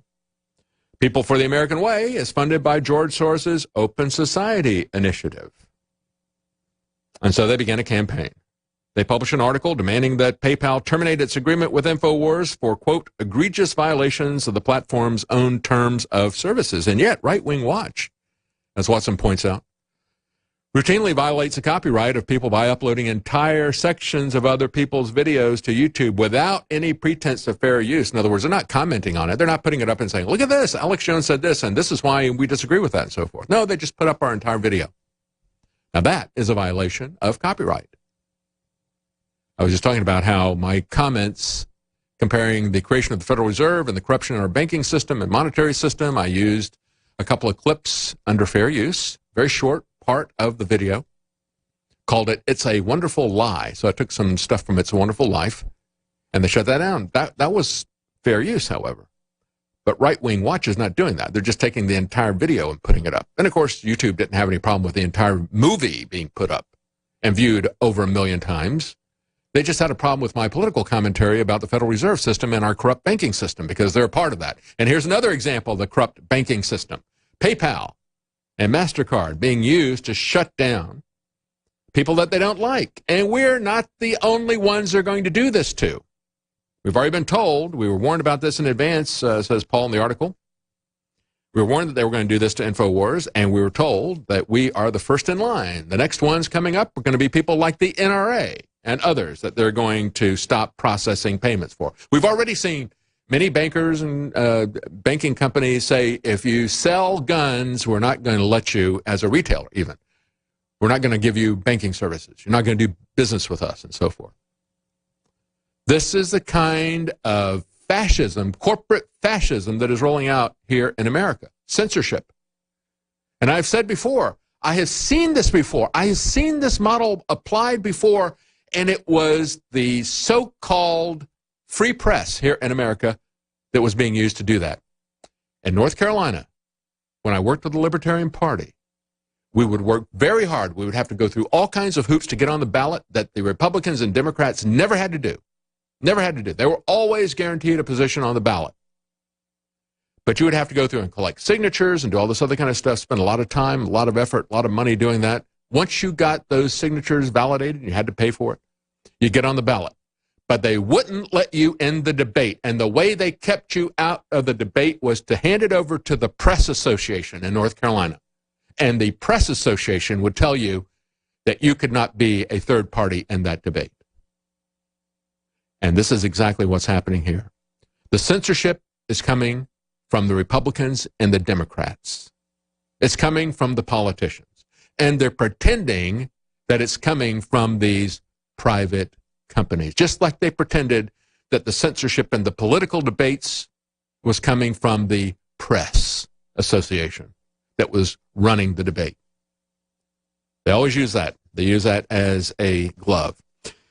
Watson also points out that Jeff Bezos' own political blog, The Washington Post, and again, when you look at the amount of money that this guy is making, it's equivalent to what you would, what he paid for The Washington Post would be about what you make in 30 hours if you make the median family income. And so for what he earned in 30 hours, he was able to buy this leverage of The Washington Post, because even though it's not a good paper, it has a lot of leverage in Washington. And it's been used as a weapon. We see it being used as a weapon all the time. It's been used as a weapon for a very long time. So they published an article less than 2 weeks ago. And in that, the Washington Post was complaining, as Alex Jones rails against big tech, his InfoWars store still thrives online. Has a high rate of sales. And it is using PayPal. Oh, guess what? Hint, hint. Take down PayPal. And so this is nothing other than what I've been talking about this entire show so far. It's where we started, isn't it? Come full circle. Back to the Chinese style of social credit. That's what Watson put in the report. I didn't even know about this when I started talking about that. That is my biggest fear. I'll talk about the Kavanaugh hearings when we come back. I don't want to ignore that completely. I have something to say about that. But this is where this comes back, folks. If we don't understand how free speech is being taken away from us, how we're having these same companies that are shutting down your free speech and our freedom of the press at the same time, and those are different things, and then using the internet to surveil everything that we do. At the same time, they're applying these social credit standings to us. You've got Apple, you got Facebook, you got Google out there doing the same thing to you, just like they're doing in China. They're rating your trustworthiness based on your posts. You don't like children being sexualized? You don't like the fantasy, mental illness being pushed on them, that they can make their decisions about what sex they are, so that these perverts can have sex with them and say it's not a crime? You're next. All of you are next. Stay with us. We'll be right back. Welcome back. I just told you that in the last segment, PayPal is banning InfoWars. No specific examples of why they said we are hateful. We promote hate and discriminatory intolerance against certain communities and religions. What religion would that be? Unofficially, we've been told that's Islam. You're not allowed to criticize Islam. And we've also been told unofficially that it is our opposition to pushing gender fluidity on children in schools. Guilty as charged. Guilty as charged. Not repentant about that. But if you want to know where this censorship is headed, as is being imposed by banks, by the largest corporations the world has ever seen out of Silicon Valley, that's where it's going. And so if you want to support us, I'll tell you about some of the products that we have at InfoWarsStore.com. We'll find some way that we can process payments. You know, we created these stores and sell this stuff independently because we didn't want to be captive to advertising boycotts. But they'll do anything to take us down. They don't like us talking directly to you and laying out, as I have for this entire program, what this pattern of tyranny is ultimately about. Because this is exactly what was laid out by Zbigniew Brzezinski 48 years ago, the technocratic tyranny. Yeah, it's going to be less free. It's going to be a gradual process, but we're going to get there. And they're getting there right now. But if you want to support us, I'll tell you, those of you who are listeners to this program, we have a special just for you. We have 15% off the ProPure King water filter. That's the big gravity feed water filter. They're made by ProPure. You can get 15% off with the code REALNEWS. Just use the code REALNEWS at checkout to get 15% off the ProPure King water filtration system. You can also see a lot of other preparedness products there because September is Preparedness Month. We've got a lot of new food, water filtration, seed, and accessory specials to help you prepare. We also have some big savings, some big sales on Super Male Vitality, Super Female Vitality, and Bod Ease. All of those, 50% off. And, of course, Bod Ease is our popular turmeric formula. It also has some other ingredients in it that help your body to assimilate the turmeric. And turmeric is very, very effective at fighting inflammation. You typically will find that in almost any chronic disease, you'll find inflammation. Turmeric is a natural ingredient. That's what we sell here. We sell natural, organic ingredients. And We sell them at a great price. We've got 50% off of that, 50% off the super male and female vitality, as I said, and our final run of Survival Shield X2, nascent iodine. We have that 25% off while supplies last. I want to take a look at the, finally, before we get into the Kavanaugh hearing, one more comment from Bill Gates. This came from Yahoo a couple of days ago. Bill Gates, my biggest fear is about what's coming next for this world. And he says, the honeymoon period for tech is over. Yeah, I would say so. All this idea that, oh, come on in, it's all free. Isn't this wonderful? Come on in to the ghetto. Everything is free. And then they close the gates behind you. And now the controls are coming. And he says, we've got to start regulating tech companies. No, they're not going to regulate tech companies. They're going to use tech companies as their regulators. And again, this is a pattern that we've always seen from empires. What did the British Empire do when they went into India, right? They had the British at the very top, but they had this oppressive civil service that they used to rule the country. And at every other level, it was filled with people from India.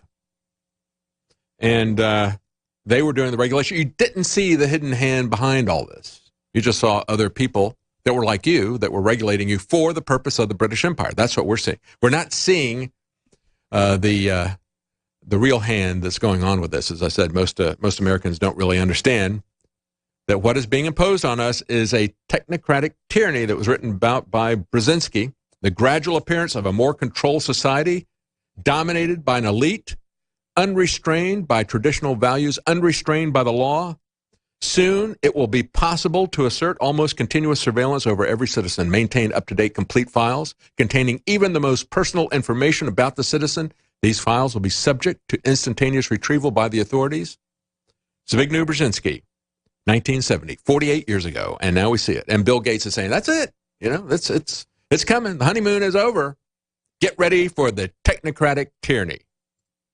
And it's going to come from the tech companies. And they're going to pretend that the tech companies are being regulated by the government.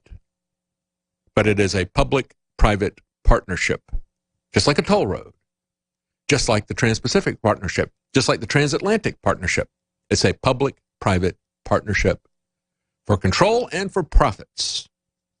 He said, it's up to governments to understand what things should be regulated. Governments will decide, said Bill Gates. Wait a minute. I thought we had a government of the people, by the people, and for the people, right?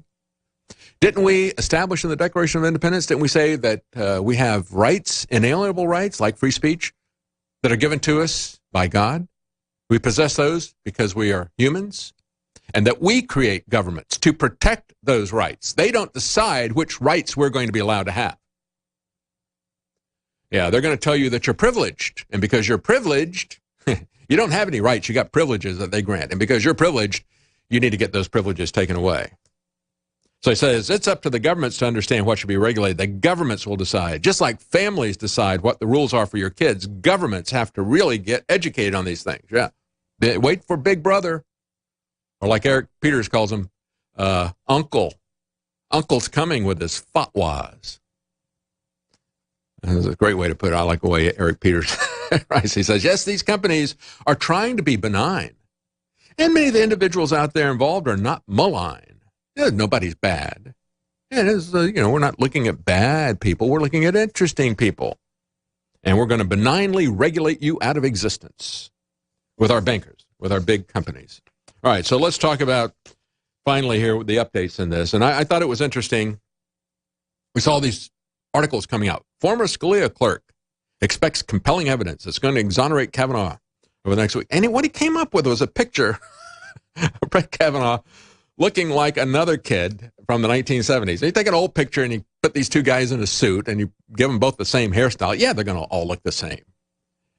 And I guess maybe they were offering this as a carrot to her since she doesn't really have any proof, doesn't have anything. He's like, do you really want to save yourself the embarrassment? You know, maybe he thought she'd actually take the bait, but she wouldn't take the face-saving exit of saying, yeah, his face looks like the person. She said, there's zero chance that I would ever confuse him with Kavanaugh.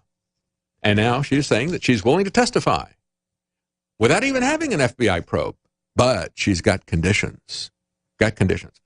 Not going to do it until next Thursday. So there again, we're supposed to have had the vote last week. Now they're going to push it for at least another week if they get their way. And it looks like the Republicans are going to cave into this. She doesn't want to testify until next Thursday. She doesn't want Kavanaugh in the same room. And she wants to go last. She's got to tell him what she has to say. Can let the accused go first. Isn't that kind of backwards the way that we normally do it? I mean, she's got some people who are supposed to be lawyers. You would think that they would know. You would think that they would know that this is not a crime that the FBI would investigate.